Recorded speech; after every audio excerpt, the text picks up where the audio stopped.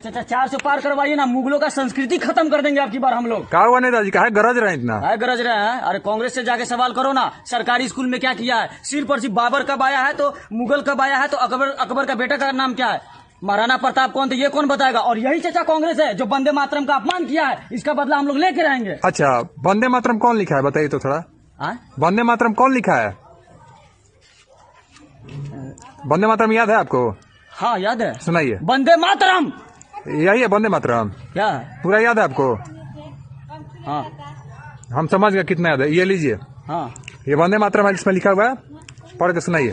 वंदे मातरम सुजला सुफला समलयजा शीतला सस्य श्यामलम शशि थरूर वंदे सुप्रो जो सुरेश रैना पुलकित सम्राट वंदे मातरम पढ़ रहा है तुम, वंदे मातरम पढ़ रहा है तुम। सबसे दुखद बात ये जो आप में से कई लोग खुद कमेंट सेक्शन में बोलते रहते हो कि आजकल बच्चों में भी वो नफरत दिखती है। मैंने खुद देखी है। राम मंदिर की रैली कवर कर रहा था नागपुर में, तब कुछ बच्चों से बात हुई थी और उन्होंने ये बातें कही थी। ये बताओ, अभी राम मंदिर बन गया है, अब क्या बदल जाएगा देश में? अभी मथुरा बाकी है।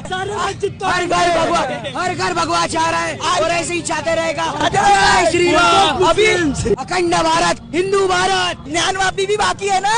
ज्ञान वापी भी बाकी है। रुकना नहीं, उसके बाद पाकिस्तान भी है। उसके बाद पाकिस्तान है, पूरा देश, पूरा दुनिया। तब मैंने इस पार्ट को इंक्लूड नहीं किया था क्योंकि एक देश भर में एक उत्साह का माहौल चल रहा था और मैं नहीं चाहता था कि मैं वो कबाब में हड्डी बनूं, क्योंकि उस टाइम पे कोई सुनता नहीं, कोई समझता नहीं। पर अब हमें इंट्रोस्पेक्ट करने की जरूरत है कि कहां आ गए हम। ये नीब नीब से लौंडे, इनको स्कूल में मैगी के लिए लड़ना चाहिए था, ऐसा हो गया इनका माइंड। ये धर्म जात पे लड़ रहे हैं।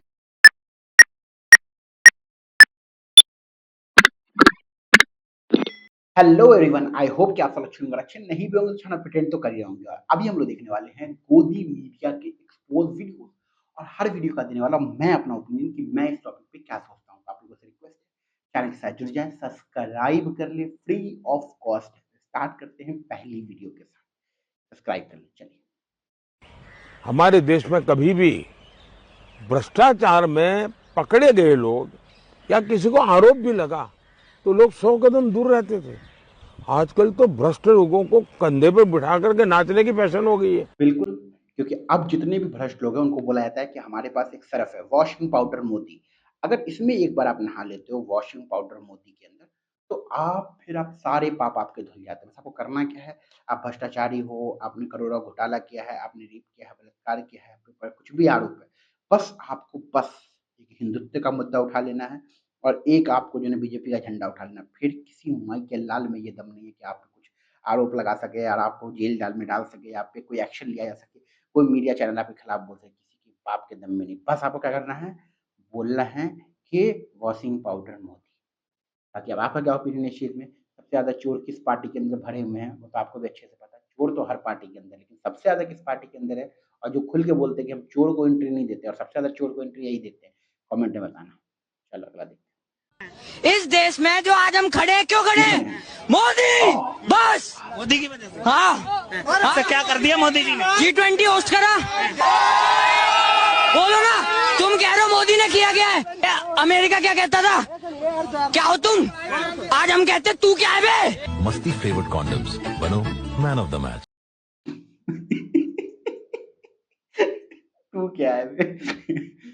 अमेरिका कहता था कि तू क्या है? ये मोदी जाके जो बाइडेन को बोलते हैं कि तुम क्या हो बे, ऐसा कुछ बोलते हुए। भाई साहब ये है अंधभक्त, गोबर भक्त, 2.5 किलो गोबर खाता है सुबह शाम। भाई साहब G20, चलो बहुत बहुत बहुत फायदा हुआ देश को G20 से।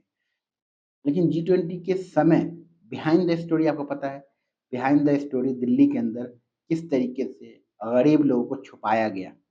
ठीक है, जो लोग रोड साइड रह रहे थे या जो लोग झुग्गी-झोपड़ी में रहते, वो किस तरीके से वहाँ से भगाया गया, छुपाया गया, हर जगह पे मोदी जी के पोस्टर्स लगाए गए, चीज़ें की गई, और फ़ायदा क्या हुआ वो तो अभी तक नज़र नहीं आया है। नुकसान क्या हुआ वो पूरा हिंदुस्तान देखा था, पूरी दुनिया देखी थी। और अक्सर ऐसा होता है कि जो है ना, जब भी बाहर कोई राष्ट्रपति या प्रधानमंत्री देश के अंदर आ जाता है, इसी तरीके से इस देश की गरीबी को छुपाया जाता है। वो गुजरात में भी देख लिया आपने, दिल्ली के अंदर भी देख लिया, और कई बार आप ये चीज़ देख चुके हो। ऐसे अंधभक्त का कहना है भाई साहब, जो बेसिक मुद्दे हैं इनको बेसिक मुद्दे पे बात नहीं करना, रोज़गार पे बात नहीं करना इनको, इनको महँगाई पे बात नहीं करना। ये सब मुद्दे ही नहीं इन लोग के लिए। इन लोग के लिए मुद्दा है विदेश में कितना नाम हो गया, इन लोग के लिए मुद्दा है पापा को पूरी दुनिया में कितना बड़ा डंका बज रहा है। अरे बाहर में पापा का डंका कितना बज रहा है, उससे वो घंटा भर पड़ता है। यहाँ मेरे छोटे भाई को नौकरी लगा कि नहीं लगा, मेरे बहन को अच्छे कॉलेज में एडमिशन मिला कि नहीं मिला, नीट में कहीं घोटाला तो नहीं हो रहा है, ये सब मेन मुद्दे। लेकिन नहीं, पापा का नाम हो रहा है, खुद ही मीडिया वही कर रही है, ये भी यही कर रही है। अब आपका क्या ओपिनियन है इसका? सच में पापा का नाम पूरी दुनिया में हो रहा है कि नहीं हो रहा है, कमेंट बताइएगा। चलो अगला देखते हैं।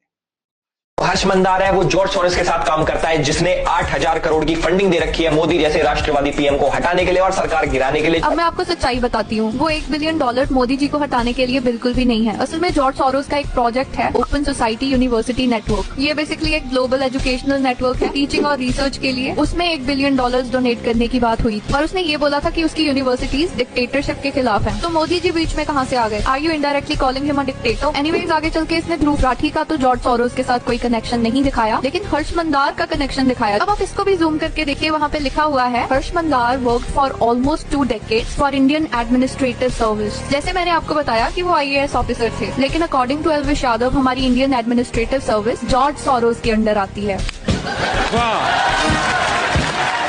हम तो पहले ही बोल चुके कि एल्विश यादव जाहिल आदमी, उसकी बात ही क्यों करते हो। पहली चीज। दूसरी चीज मैं आपको बता दूं, जो लोग मेरी ऑडियंस अगर एल्विश यादव को नहीं जानते, जैसे आप गोदी मीडिया जानते हो, वैसे ये लोग गोदी यूट्यूबर्स हैं। यूट्यूब पे भी ऐसे बहुत सारे लोग हैं जो बीजेपी का झंडा लेके, हिंदुत्व का झंडा लेके दिन भर हो करते रहते हैं। उसमें से एक ये भी बंदा है, ठीक है।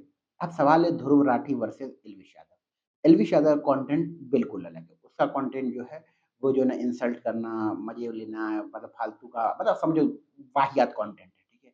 लेकिन जहाँ तक ध्रुव राठी की बात है, ध्रुव राठी गवर्नमेंट से क्वेश्चन करते हैं, नॉलेजेबल वीडियोज देते हैं, उनका एक अलग जॉनर है। अब आप बोलोगे कि इन दोनों की कंट्रोवर्सी कैसे? इन दोनों की कंट्रोवर्सी ऐसे है कि वो जो बंदा है ध्रुव राठी, वो सरकार से सवाल करता है, वो जो है वो अंधभक्ति पे सवाल करता है, वो जो है ब्लाइंड फॉलोअर पे सवाल करता है, वो करता है किससे? गवर्नमेंट से, वो करता है किससे? थर्ड पार्टी से। लेकिन बीच में इनको मिर्ची लगती है। इनका उससे क्या लेना देना है हमको समझ में नहीं आता, लेकिन इनके पिछवाड़े में यही बात है। हम भाई साहब सरकार सवाल कर रहे हैं, तकलीफ मेरे पड़ोसी की हो रही है, तो भाई हम बोल रहे हैं कि मोदी जी हमको रोजगार क्यों नहीं दे रहे हो। अब मेरा पड़ोसी बोल रहा है कि तुम साले पहले के जमाने में तुम तो केजरीवाल, अरे भाई साहब उसका क्या लॉजिक है इस चीज से? मैं बोल रहा हूँ कि जो ना ये मेरे ये आदमी बहुत टॉर्चर कर रहा है, तो मेरी थर्ड पार्टी क्या बोल रहा है, ये ना बात बताओ तुमने उसका कर्जा क्यों नहीं लौटाया? अरे भाई साहब ये टॉर्चर कर रहा है, वो कर्जा लौटाया, कोई सर पैर की बात, बिना सर पैर की बात। वैसे ही लॉजिक इनका है। ये सवाल करते हैं ध्रुव राठी गवर्नमेंट से और जवाब देने आते हैं ध्रुव राठी, सॉरी एल्विश यादव जैसे छपरी लोग। कोई सर पैर है इसका? नहीं है ना, ऐसे ही। चलो अगला देखते हैं। शायर निदा फाजली ने एक बार लिखा था, हर आदमी में होते हैं 10-20 आदमी, जिसको भी देखना हो कई बार देखना। इस शायरी का एक्चुअली में डीपर साइकोलॉजिकल मीनिंग है, क्योंकि पहले तो हुए आप वो इंसान जो आप असलियत में हो, लेकिन दूसरे हुए आप वो इंसान जो आपको लगता है आप हो। फर्क समझ रहे हो? वो इंसान यहाँ एक बेवकूफ है, लेकिन उसे लग सकता है कि वो तो एक होशियार और समझदार इंसान है। ये तो पोल खोल के रख दी भाई साहब एल्विश यादव की, फर्जी यूट्यूबर्स की। मतलब बात तो बिल्कुल सही है ना कि ये अपने आप को बहुत इंटेलिजेंट, इसने अपनी 1 घंटे की वीडियो निकाली बहुत रिसर्च करके कि मैं ऐसे एक्सपोज करूंगा, घंटा नहीं कोई रिस्पॉन्स दिया।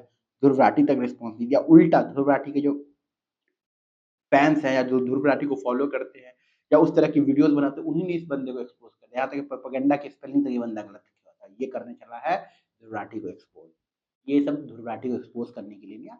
समझो ना यार कि जब बिग बॉस जीत के आता है उस समय हरियाणा के सीएम इसको बुलाते हैं, इसको सम्मानित करते हैं। हरियाणा के सीएम इसको बिग बॉस जीत के आया है, गोल्ड मेडल नहीं जीत के आया है। और जहां हमारी महिला रेसलर गोल्ड मेडल जीत के लाई है, वो जब आरोप लगाते हैं ब्रजभूषण सिंह पे कि हमारे ऊपर गलत किया गया है, तब ये जो है हमारे सीएम ये खट्टर साहब इनसे ट्वीट भी नहीं होता, कुछ भी नहीं होता। ये है हिपोक्रेसी, दोगलापन। इस पे आपका क्या ओपिनियन है, कमेंट में बताओ। चलो अगला देखते हैं। अगर किसी और को चाटा पड़े तो कंगना को बहुत मजा आता है। ये हाल ही में 2022 बहुत फेमस वायरल ऑस्कर अवार्ड्स के बीच में विल स्मिथ ने क्रिस रॉक को टीवी पर, लाइव टीवी पर दुनिया भर के ऑडियंस के सामने चाटा मार दिया। तो कंगना ने इंस्टाग्राम पर स्टोरी पोस्ट किया, कहा कि अगर किसी की मां बहन के बीमारी का मजाक उड़ाया जाए, ऐसे मजाक बनाया जाए, तो मैं भी विल स्मिथ की तरह चाटा मार दूंगी। कहती हैं कंगना बैड एस मूव। हो सकता है सीआरपीएफ कांस्टेबल कुलविंदर कौर ने कंगना की यही स्टोरी पढ़ ली हो और प्रेरित हो गई हो। आफ्टर ऑल कंगना ने भी तो उनकी मां को 100-100 रुपए में बिकने वाली औरत ही बोला था ना। तो इससे बड़ा अपमान और क्या हो सकता है किसी के लिए? ये तो बीमारी से भी ज्यादा बड़ा अपमान है। तो भाई कंगना भी तो बीमार है, बहुत बीमार है, ठीक है। और जहाँ तक मेरा एक सिंपल सा कहना है कि पहली बात तो थप्पड़ मारना कहीं से भी सही नहीं था। कोई भी रीज़न हो आप किसी को थप्पड़ नहीं मार सकते हैं। ऊपर से तब जब वो चुनाव जीत गई है और अब हमारे बहुत बड़े पद पे हमारे देश का मतलब समझो ना आप हमारे पार्लियामेंट में वो बैठेगी तो उसको तो नहीं मानना चाहिए, सांसद है वो हमारी, वो मुद्दा है। लेकिन कहते हैं ना कि हर कोई कांडी है, तो कंगना कितना कांडी है, कितना ज़्यादा उन लोगों ने किसानों के खिलाफ बोला, कितना ज़्यादा महिलाओं के खिलाफ बोला है, ये चीज़ें आपसे और हमसे छुपी हुई है नहीं। दैट इज़ द रीज़न कि वो महिला को बुरा लगा, उसके माँ के बारे में बोली, उसने थप्पड़ मारा, ठीक है, वो अलग चीज़ है, लेकिन थप्पड़ मारना इज़ नॉट अ जस्ट और भी बहुत सारे तरीके हैं। तो उसको ऑलरेडी लोग जनता दिखा रही है, उसकी पिछली 10 मूवी फ्लॉप हो गई, अब एक फेम के साथ पॉलिटिक्स में गई है और अक्सर ऐसा आपने देखा है, जितने भी बॉलीवुड के सेलिब्रिटीज़ अक्सर पहली बार पॉलिटिक्स में आते हैं, वो जीत ही जाते हैं क्योंकि फेम होता है उनके साथ, एक पैसा होता है उनके पास, पावर और सब कुछ लेके जाते हैं वो, तो वो जीत जाते हैं। लेकिन उसका आगे का काम डिसाइड करेगी, जैसे स्मृति ईरानी को देखो, कितना कॉन्फिडेंट के साथ गई थी, जीती, अब हार गई, कुत्ते की तरह हारी। ठीक है, कॉन्फिडेंट में देखिए किसी माई का लाल नहीं हरा पाया, कांग्रेस में दम है, राहुल में दम है तो हरा के दिखाता है। लेकिन मुद्दा सिंपल था, अगर आप महिलाओं की सुरक्षा के लिए बात नहीं करोगे, आप बेरोजगारी पे बात नहीं करोगे, महंगाई पे बात नहीं करोगे, तो वो हिंदू हो या मुस्लिम, सिख हो या ईसाई, आप किसी भी धर्म से आते हो, एक दिन आप सबको चुभने लगोगे। मुसलमान हो, भले ही मुसलमान के नाम पे आप वोट मांग लो, लेकिन एक ना एक दिन तो आप किसी न किसी मुद्दे पे मुसलमान को भी चुभोगे। आप कितने भी अच्छे हो, हिंदुत्व के मुद्दे में सरकार में आ जाओ, लेकिन कभी ना कभी तो आप हिंदू को भी चुभोगे। जिस दिन चुभोगे उस दिन हवा निकल जाएगा आपका और मर जाओगे आप। बाकी अब आपका क्या ओपिनियन इस चीज़ को लेके कमेंट में बताएंगे। मिलते हैं अगले वीडियो में, सब्सक्राइब कर ले फ्री ऑफ कॉस्ट। अपना ख्याल रखें।